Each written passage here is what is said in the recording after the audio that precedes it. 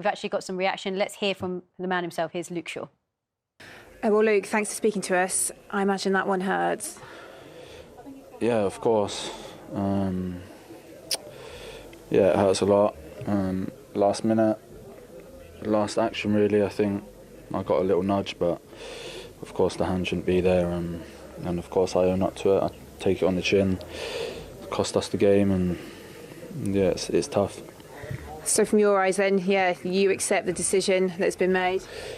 I think, of course, I know I can't even explain, why my hand's up there.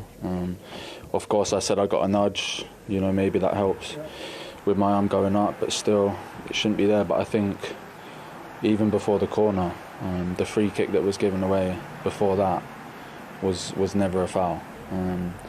I'm not looking for excuses for of course, what I'd done, but, I think there's no way that should have been given a foul that led to the corner before. So for me, maybe that shouldn't have even happened, that corner shouldn't have happened, but of course, I can't change that. I'm not accusing the ref of anything, but I think, yeah, for me it wasn't a foul before, but like I said, hands up. Silly mistake that, cost us a point at the end.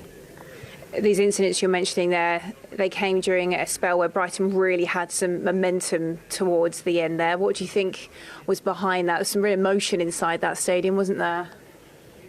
Yeah, I know what's behind that. I know the problem. We know the problem. The problem is we don't score. I think in the first half we had 3 or 4 chances, big chances that we should be scoring, and I think that's happened a lot of times this season. But then again, look at the other side. It comes down to obviously my mistake at the end. But I think the chances that we have to be scoring these goals, and the game's completely different if we score early on with the chances that we do make. Why do you think that is? Why do you not think you're scoring these opportunities and this pattern's emerging? I don't know. Of course, maybe just not clinical enough. I don't really know what else to say to that. Obviously, I obviously said about that, but then obviously go down to the other end, and what I did is totally the opposite, and it's disappointing, that I lost us a point in the end. But I think if you look from the first half, we could have been 3-0 up. What does this result do for your ambitions around finishing in the top 4? I think it changes nothing. It's of course still in our hands. I think we have to kick ourselves from the position that we was in. We was obviously very comfortable, but now you could say there is a real chase. Teams around us are picking up points, but of course we still have one game in hand. So yeah, like I said, it's in our hands, and yeah, that's all I can say really. Okay, thanks for your time tonight. Thank you. The latest winning goal conceded in the Premier League by Manchester United ever. Ever. Whoa. But he was talking about the free kick. He didn't think it was. First of all, credit Luke Shaw coming out and doing the interview. It's obviously really difficult for him. This is the incident he's talking about. And Ciso, who was probably the best player on the pitch today, he just lifts it over Luke Shaw's head. Look, I think he's going to get the ball on the other side in Ciso, in my opinion. He obstructs him. Well, if he goes down soft, of course he is. He's South American. He's going to go down soft. But I think with the touch that he makes, he's going to get it on the other side. Luke just obstructs him a little bit. But those guys, Peter, they're always going to go down there. I mean, that's... Yeah, I don't know. I'm a little bit on the fence with that one. Yes, there's an arm there, but I mean, he's making a meal of it. And Marion and the referee, all game long, dismissed all of that. All the play acting, he was very good at that. True. And then right at the end of the game, he gives a free kick away. And not only that, he also books Luke Shaw there.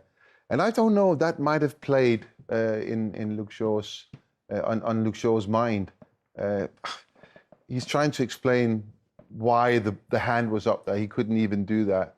And he might have gotten a little nudge. But it's a problem that Manchester United have, is not scoring any goals whatsoever on the many, many chances they have in a game like this. And then 2 or 3 mistakes, builds the insecurity at the back. We saw that in the last 15 minutes. It was play against 1 goal, up to 1 goal. De Gea had to make a few saves. And then Luke he gets penalised, get booked, and then he does this the next minute. And at first, you didn't think it was actually a penalty, did you? But then, in all fairness, I have to say I didn't see these angles, and I've only just seen them very, very quickly. And I was a little bit suspicious because he was so quick by the screen. You know, it was like he'd been told it is a penalty, but just for, you know, for visuals, go and have a look yourself. But of course, when you see the angles, it's a very, very clear penalty. And I've got no complaints. I think overall, Brighton absolutely deserved it. So they wasn't an onslaught in the first half, but they survived a couple of really, really big chances. And once they did that, I thought they played brilliant and entertaining as well. Jules, how good is the atmosphere over there?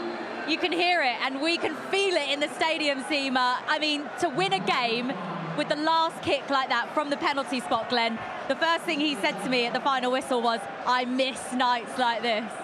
Yeah, I do. I mean, it was do you know what? It was a really tense affair, wasn't it? The whole night, both teams left everything out on the pitch, and I suppose it was only going to end one way with the penalty in the last minute. Not only redemption for the penalty that sort of Solly missed in the semi-final of the FA Cup, but also I can remember Bruno Fernandes scoring a penalty after the final whistle had gone due to VAR a couple of years ago, and I mean, you can just feel around the stadium that something special is happening.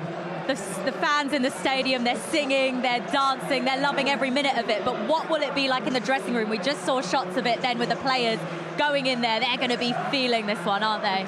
Yeah, 100%. And the boys will back me up in the studio as well. That's what it's all about. It's about getting back in and sort of high-fiving each other and knowing that you've accomplished something.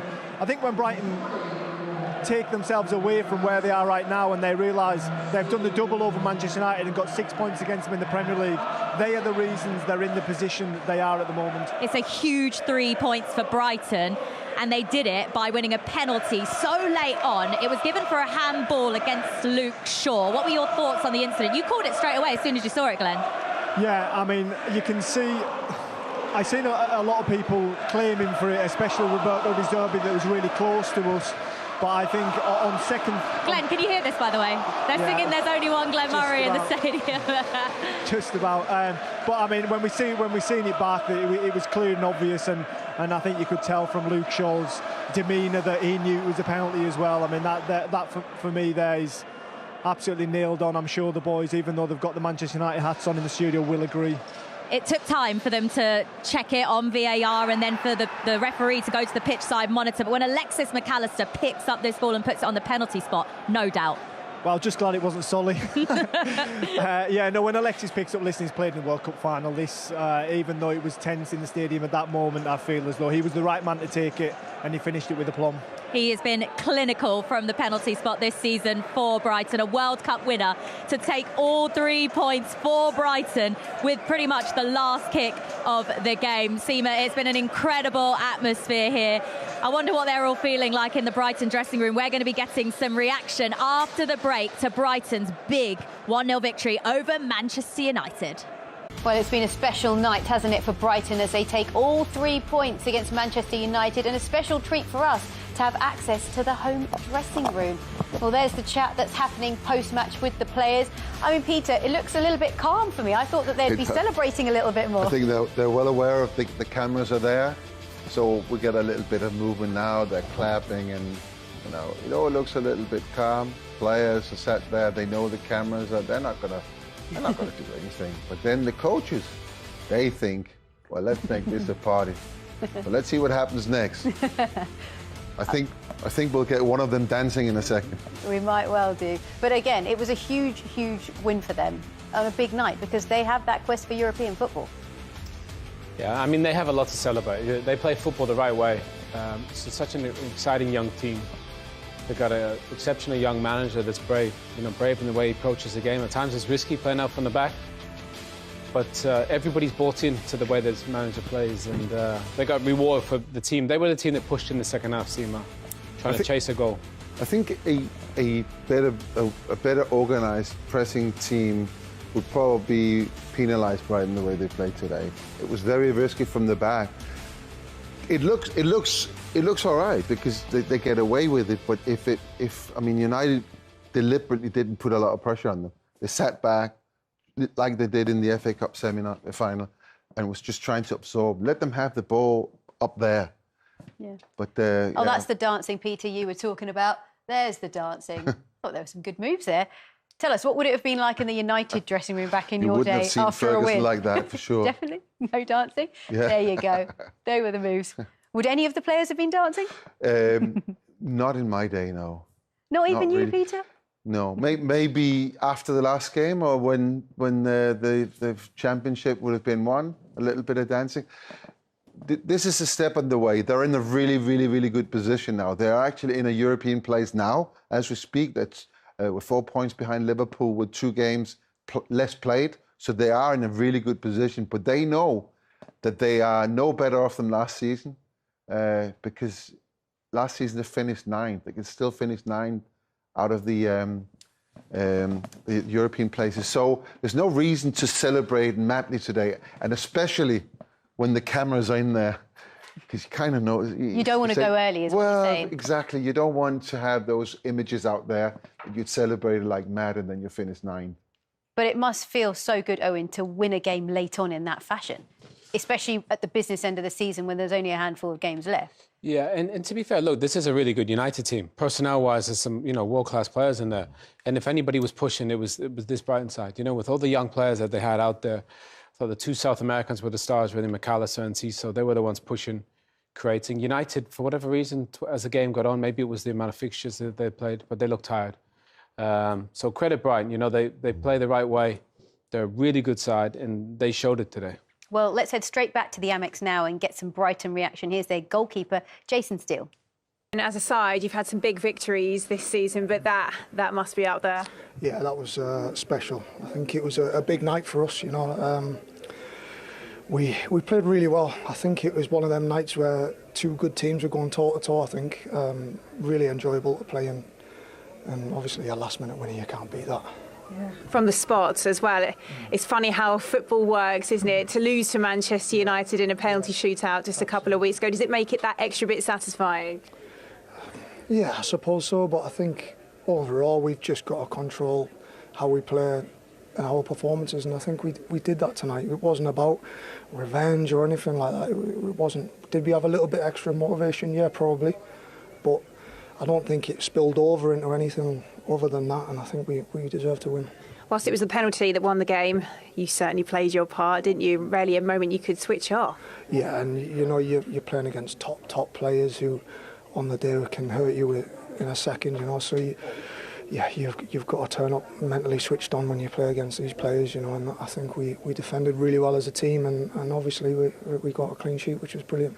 Yeah, not only that, as you mentioned there, you've defended well, but as the game went on, it kind of felt like it was getting more and more emotional with the home crowd on your side. You made that count. Yeah, definitely. I think the crowd were fantastic tonight, and by the end of the game, it's 0-0. It's going both ways. You don't know how it's going to finish, and I think they stuck with us and egged us on all the way. How big is this result in what you want to achieve this season? Yeah, massive. I think it's a big 3 points for us, but we've got another massive game in 3-4 days' time, so we need to make sure we're ready for that as well. Yeah, it certainly was a big 3 points for the likes of Brighton. Peter, he was forced to make some key saves, especially in that first half. He's actually, when we talk about the manager, De Zerbi, that's one of his big calls. He's taken Robert Sanchez, who's a Spanish international goalkeeper. He's taking him off and putting Steele on. And he's done tremendously well. But the reason he's done that is he's better with his feet, he says, and his decision-making is better. And then today, you can't argue with it. He made, especially in the first half, I was quite impressed with how so we're still debating, did he save this one? But he's just in the right position all the time. This one, he cannot react before the ball has passed Martial, and he still gets out. That's Martial again in the correct angle, and this is second half. That could have been 1-0 very late on in the game, and then it would have been the other way around. Manchester United, as they've done time and time again over the last 30 years, winning it late. It's a problem. I actually see that as a problem because it's the third time in a very short period that United are actually losing a game or losing points in the last minute. That has me worried a bit. It's Tottenham, 2-0 up, and of course the Arsenal game when it was 2-2 and then we took it into extra time at 3-2. And then today, it worries me a little bit that the concentration isn't for 95 minutes. Is that what it is? Focus, concentration? Is that what it's put down to? We talked about, before the game, we said, you have to eradicate all the mistakes. And it only took Lindelof 1 minute to make a mistake that gave Tomiyasu a massive chance that De Gea then saved. And then we talked about it again at half-time. And in the second half, little mistakes here and there. And then, of course, Luke Shaw right at the end there. He's just been booked, by the way. You know, just been booked a minute before that. So you kind of think, where is his head? Why? I have to say, I didn't think it was a penalty when we came off the game. I've seen it again. You saw it again and you... Oh, yeah, it's definite. Yeah, penalty. There's no doubt about that. OK.